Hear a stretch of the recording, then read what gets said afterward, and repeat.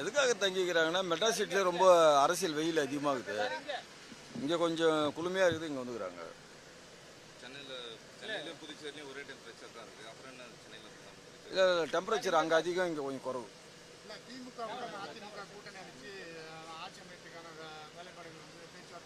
இல்லை அதெல்லாம் நீங்கள் அதுக்கு பதில் சொல்கிற தகுதி எனக்கு இல்லை.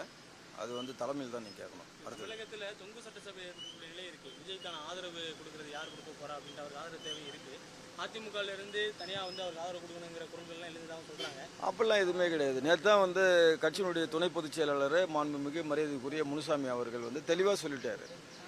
எந்த சூழ்நிலையிலையும் தாவேக்காவுக்கு எங்களுடைய ஆதரவு இல்லைன்ட்டார். இது எடப்பாடியார் அவர்களுடைய கருத்துன்னே சொல்லிட்டாரு. அதுக்கப்புறம் இந்த கேள்வியை நீங்கள் கேட்கறதே தப்பு. எம்எல்ஏக்கள் ஒரே நேரத்தில் இந்த மாதிரி தங்கியிருக்காங்க. எஸ்பி வேலுமணி, சி சண்முகம் ஆகியோர் இங்கே வரல அப்படின்ற ஒரு தகவல் இருக்கு. அதெல்லாம் இல்லை. அதாவதுப்பா அதிமுக என்பது ஒரு மாபெரும் எஃகு கோட்டை. இதில் சின்ன ஓட்ட கூட வர்றதுக்குலாம் எந்த ஒரு வாய்ப்பும் இல்லை.